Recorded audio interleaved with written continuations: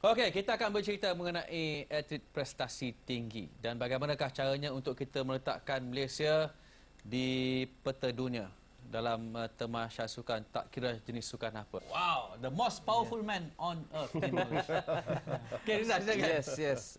We wish you a warm selamat datang and welcome to Kafe Sukan. It's fantastic to be here Mr. tonight. Power. Thank you. The high performance director of sport for Malaysia. This is your debut. And if Azlan is from Sarawak, you've flown all the way from London. I came North London. From North London. I'm a North London boy. North London boy Spurs and a fan. Spurs fan, yeah? Spurs fan. Good. That's Selamat good. datang Good. again. Okay, Keith Power, welcome again to Kafe Thank you. Sukan. And Keith Power has been appointed as a National High Performance Sporting Director since May this year. Yep. Okay, you are the man who's going to bring our sports to the top level. Okay? So tell me about yourself. I've got your background here, about 20 pages here. 20 pages. Yeah, 20 pages. But our audience want to know more about you. Sure. Yeah. So, I mean, first and foremostly, sport's my life. It's my passion. It's why I'm here today. It's given me everything. So, I actually competed in 2 sports internationally, which I'm very proud of. So, the first was I used to be an international hammer thrower. Athletics, was in that stuff, and then realised I wasn't going to be the best of the best at that, so I decided to do bobsleigh. Okay. So many people may have seen the film Cool Runnings. Yes. So it was a Cool Runnings thing. I did, yeah. And then after competing in sport, I had a real passion for coaching at an early age, and I'm still today in the Guinness Book of Records as being the youngest coach ever to be head coach at an Olympic Games, and I was head coach at 2 Olympic Games before I was 27. Ah, for So bobsleigh. for bobsleigh. So I have a big background competing in sport, coaching in sport, but I have a big background in sports science as well, and consultancy in sport, and I've worked with a lot of top Premiership soccer players, football players, a lot of top rugby teams, national governing bodies, international governing bodies of sport, just looking at ways of how we can build better systems and processes and improve efficiencies and performance in sport. Okay, Keith, first and foremost, we wish to thank you for sharing with us your high performance framework, yeah? And you start off with a quote. It takes a village to raise a child, but it takes shared vision, values and goals to create world-class athletes and teams. Do you think that's possible here in Malaysia? Yeah, absolutely. I certainly wouldn't have committed to this as a major project in my life. And I guess what I mean by that quote is that our village is Malaysia, and our child is sport. But I think the issue is that things can become very confusing, and we don't actually have a shared vision, values and goals for Malaysian sport. We have lots of key stakeholders, lots of different organisations doing lots of different things. And one of the first things that the Minister and I spoke about is creating a very clear vision for Malaysian sport. So at the big level, that is to create a sporting nation rather than just a nation that loves sport. That's ultimately where we want to get to. But the vision for high performance sport is to make sure that we produce world-class performances on a consistent basis at major championships. And that's certainly something that I feel we can achieve. Okay, what would be your first impressions when you first arrived on our shores? Well, I think on the positive is that there's lots of good things happening at the moment, but there's a tremendous potential for growth. And one of the things that, in terms of working with everyone in the system, in terms of our coaches, our athletes, our administrators, our NSAs, is to really try and work and get them to understand that sport is a process rather than an outcome. We all want to win medals, we all want championships, we have expectations that we'll win our first gold medal at the Olympics in the summer, and obviously there's a lot of pressure. But ultimately we can't magic up performances overnight. And so any sports performance is actually made up of 5 key areas. So the skills of that sport, the tactical requirements of that sport, the mental areas, the fitness areas of that sport, and sport culture. And it's really important that wherever we are in the system for high performance sport, is that everyone understands that.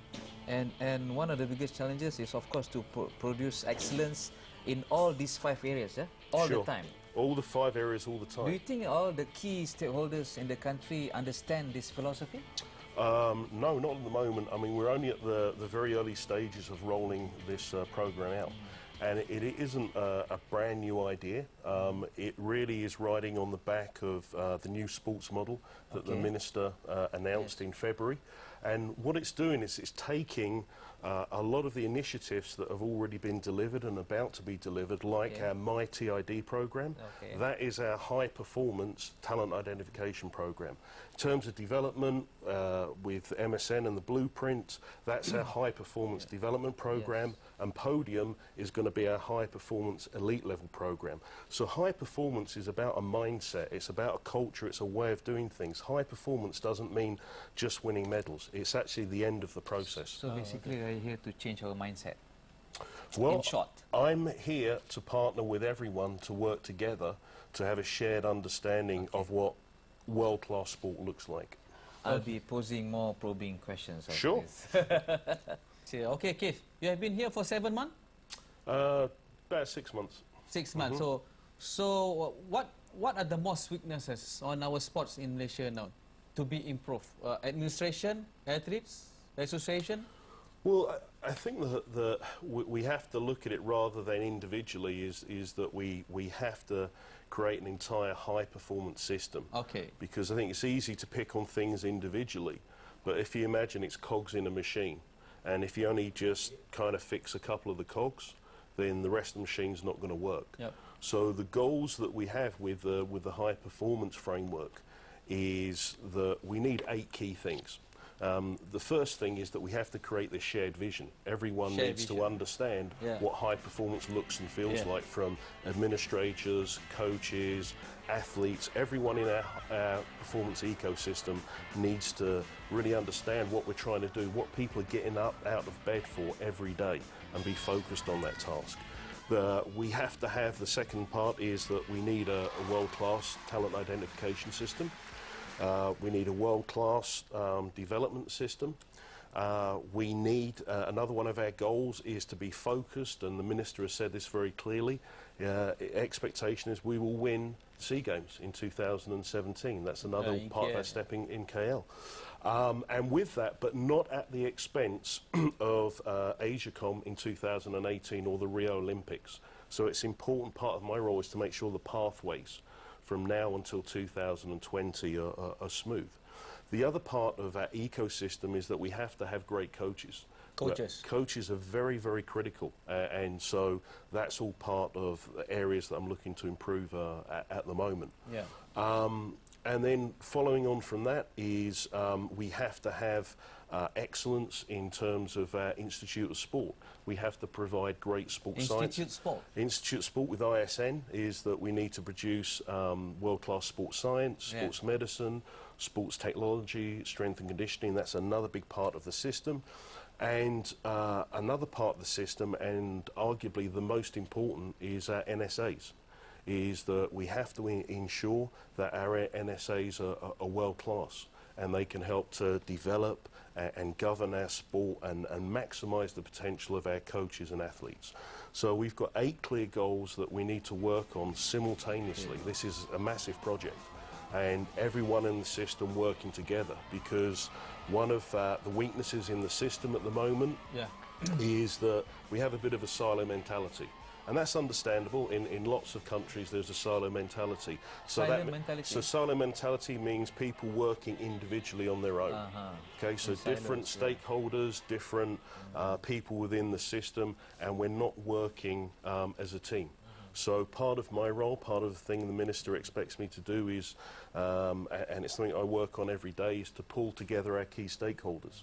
So getting MSN, ISN, OCM all working together along with our national sports associations.